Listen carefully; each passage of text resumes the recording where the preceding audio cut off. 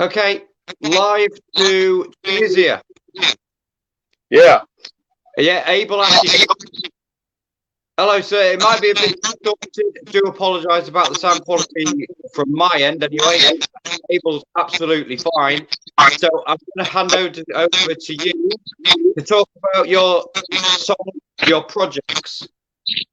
Okay. Well, I'm used to having these disruptive audio. I having spent years in a long distance relationship with a woman here in Tunisia while I'm in the United States on Skype. It was many interrupted phone calls in the period right when the revolution happened here in Tunisia in 2000. Well, 2011, 2012 was the beginning of our relationship. Um, Wow. so yeah, And it brings back memories having choppy video conversations online. it is a bit choppy. What is the lockdown like over Uh, well, for me, I didn't really experience a lot of a difference in my own personal life because uh, coming here after my wife was in a car accident in which she was made paraplegic by a reckless driver that hit her. Her and her sister were in the car and they were hit from behind and had to leave everything behind in the U.S. Yeah, I was living in New Mexico where I grew up, driving a concrete mixer, and we were planning on leaving and going to either the East Coast or the West Coast right before this happened. She lost her right? residency and so on. So when I came here, you know, I've been kind of housebound, assisting her. So I was already in a confinement, for about 2.5 years when this all Yeah. started, and so not a big difference for me, but except for the worry about bringing the virus home. I don't go out very often. Right. The other day I just went to a grocery store and I walked past a cafe here and just packed with people, no masks, everybody's smoking inside, outside, even the employees. I see the cooks come out from the back and uh, just as though nothing is happening. So Mm, it's a bit sounds disturbing. bad. Yeah, but you're using it quite productively though, with your songs and your writing and your production of putting your songs out there as well. Yeah, right before this accident happened to my wife, um, uh, I had just decided to get back into making music. I had spent about a decade and a half not really making any new music. I made my first album in 2001, and it was sort of it's been compared a lot to early Frank Zappa, the Mothers, Captain Beefheart, Sonny Chirac. These are usually the references that people compare it to. It was called Eat Plastic, with a great drummer named Marcos Fernandez from the Tremor Floor Collective in San Diego. He now lives back home where he grew up in Yokohama, Japan. And my brother-in-law playing bass on a couple of tracks, and a guy named Fade Ogalon, who he works up in San Jose now. I haven't seen him in years. One of my close friends who happened to also be from New Mexico, but we didn't know each other from New Mexico. And so, when I did that album and then did a couple other projects with a guitar player named Eric Hinsel, kind of a free improvisational project we did for years, and we put out a little EP of some of that stuff. And solo album I did called Other Elements. And then I sort of just gave up on music for a long, long time.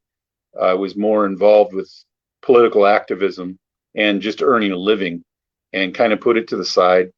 And I think maybe perfectionism was the problem. And I've learned that perfectionism, getting that out of the way and saying, I'm just going to do it anyway, even though I don't have money, I don't have a recording budget.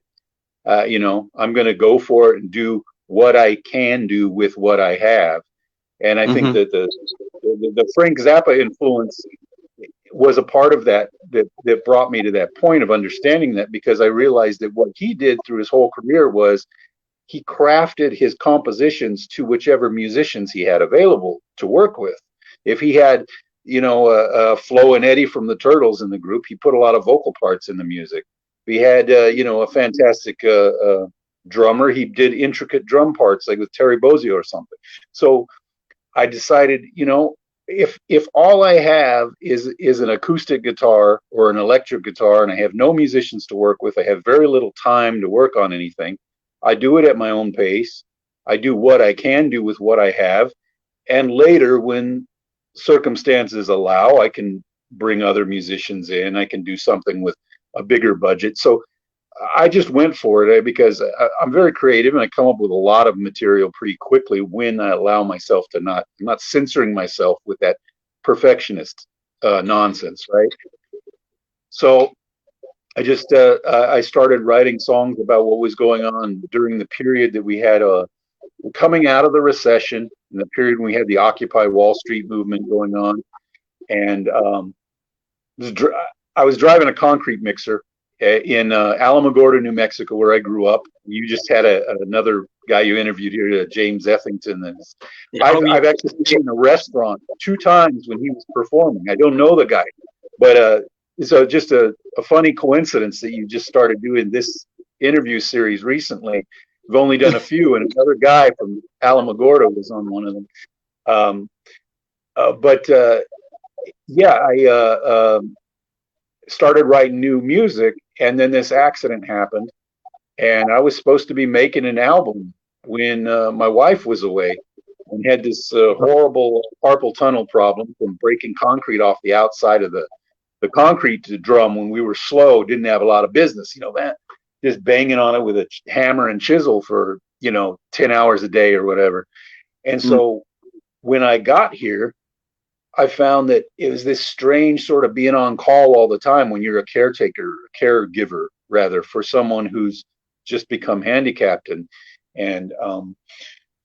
So it was a funny thing where I had free time, but I could be interrupted at any time. So it was okay for writing, but it wasn't really good for recording. So I did a lot of writing before I recorded, and I had no opportunity to play with other musicians or teach anyone my songs or do any elaborate production. So it just turned into just get the guitar down, get the vocal down, and I wound up doing a whole project of all instrumental music, just solo guitar instrumentals, and another project is sort of protest songs, because it's sort of the two sides of my brain.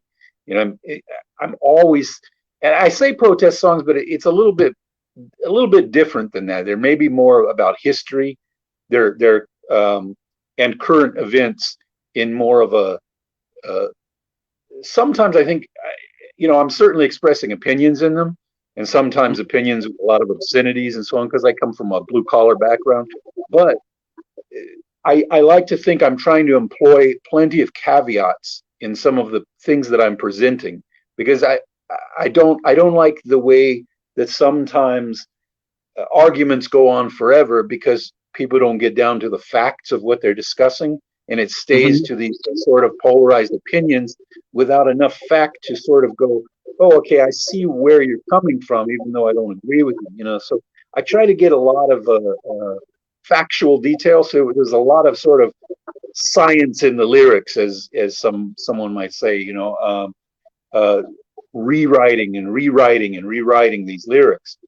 There's a poem at the end of the album I made last year called Between the Droughts and the Floods, that is the closing piece on there, that it was essentially my attempt at putting in the form of a poem the whole history of the atomic bomb, why it was actually created and why it was actually dropped on Hiroshima and Nagasaki, and a more historically accurate picture, because it's a very complex issue. So, in terms of the fact that essentially, the mutually assured destruction phenomenon, I won't go too much into all the details, but it's a really interesting piece that I did. So I did an instrumental album, The Future's as Bright as a Dying Star. And my wife's favorite piece is on there. It's called Danza de los Trabajadores Cansados, which is Spanish for the dance of the tired workers. And she's always asking me to perform this piece.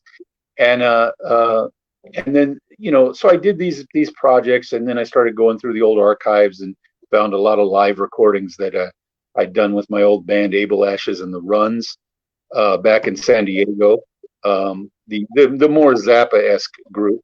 And then this year I wrote a few new songs and did some new arrangements of some old songs. And I did a song about this whole pandemic issue, and essentially coming from the perspective of being, I don't want to say shocked, because I'm not surprised by human ignorance, as somebody who looks at a lot of history, very interested in history. We're always doing stupid things, but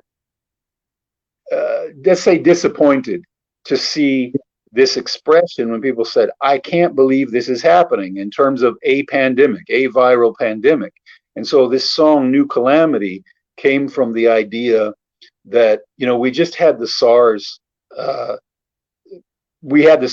epidemic. We had the MERS, Middle East Respiratory Syndrome, which is, if this virus were as deadly as MERS, we would be in enormous trouble. It's the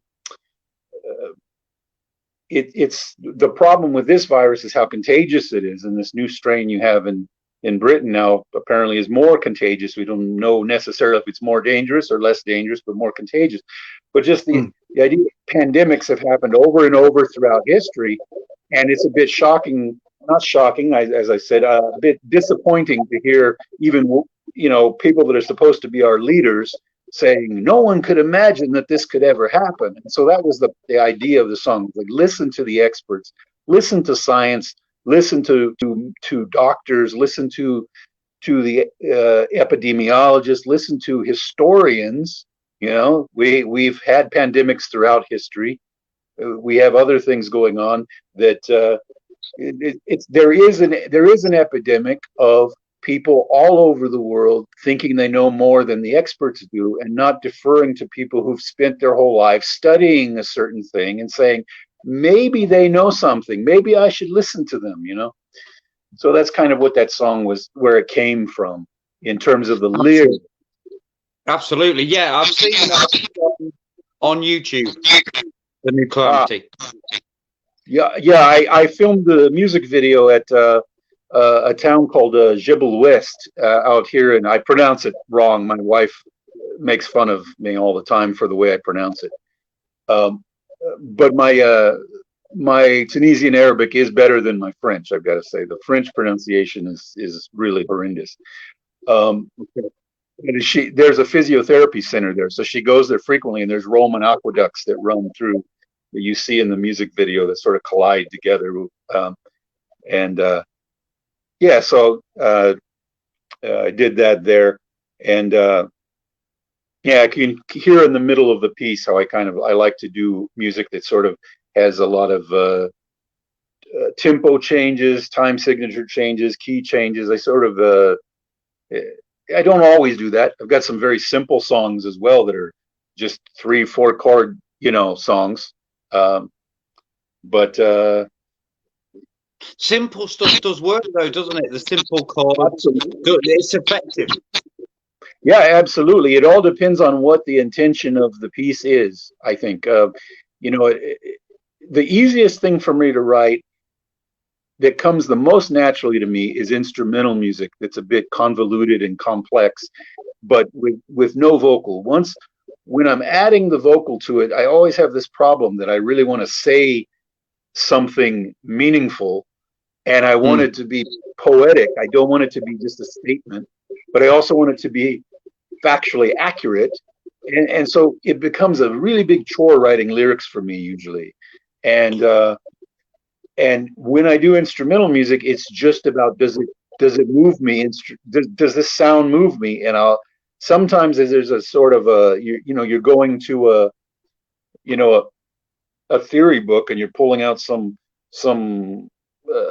scales and chord progressions, and you're piecing something together that way. But sometimes it just comes from jamming, and you hit on something that sounds good and you go with it. But But yeah, instrumentals are much easier for me than the pieces with words.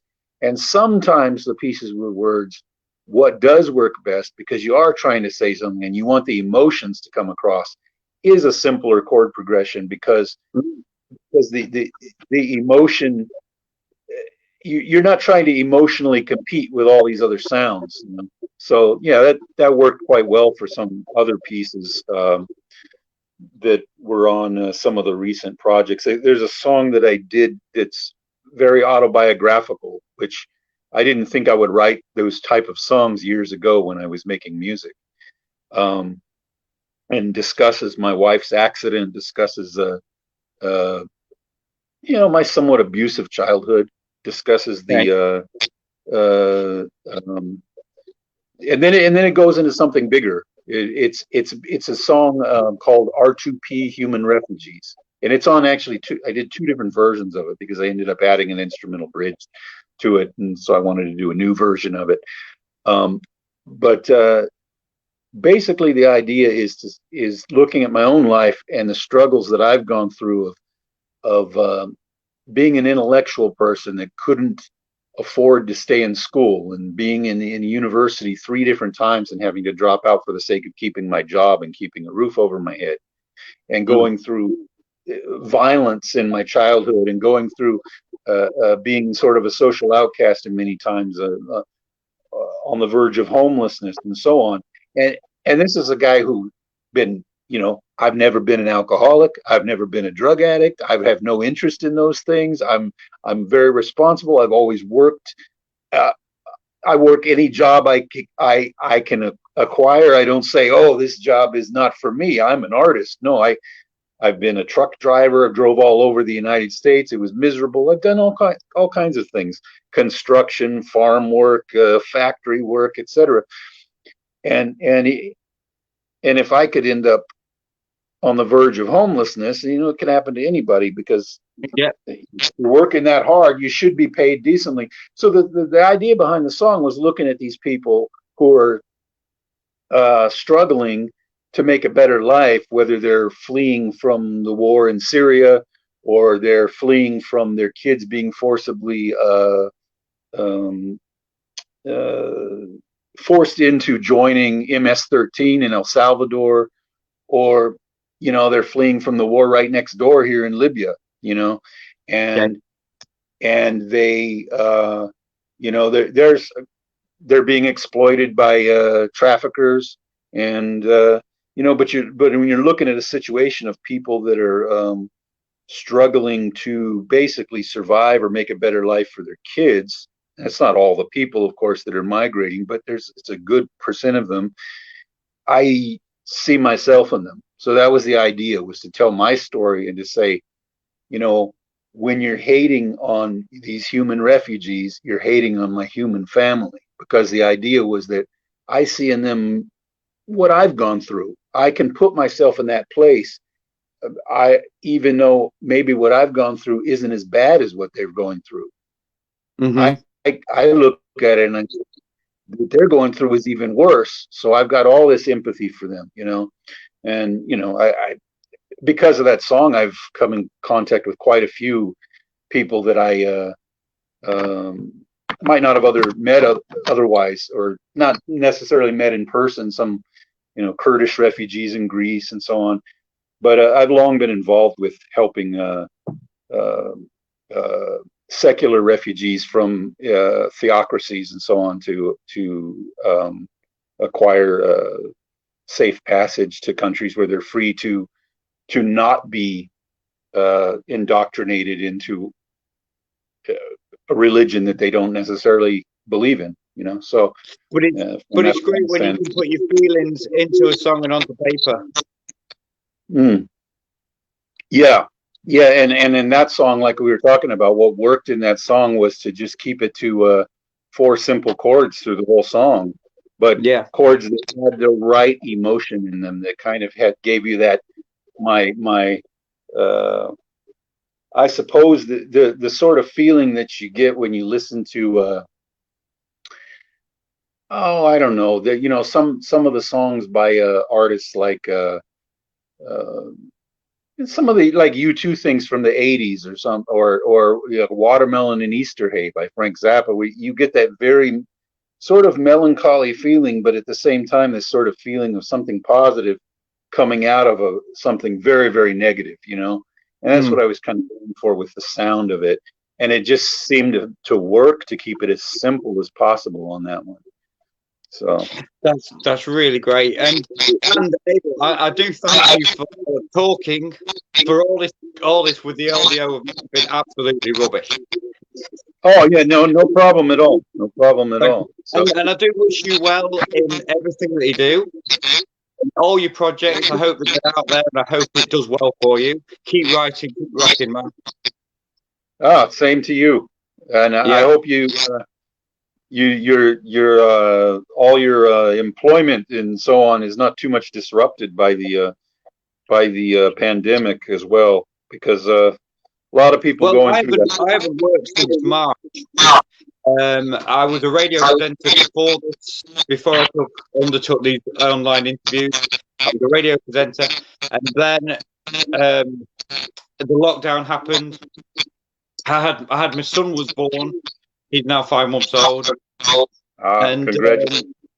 yeah, and now to support artists, this is what I do for you. This is what I do for them. Well, it's fantastic. And I look forward to listening to some of the other interviews that you've done and some in the future as well. Yeah, lovely. Thank you very much, Abel. I do appreciate it. Thank you, Grant. No worries. Catch you later.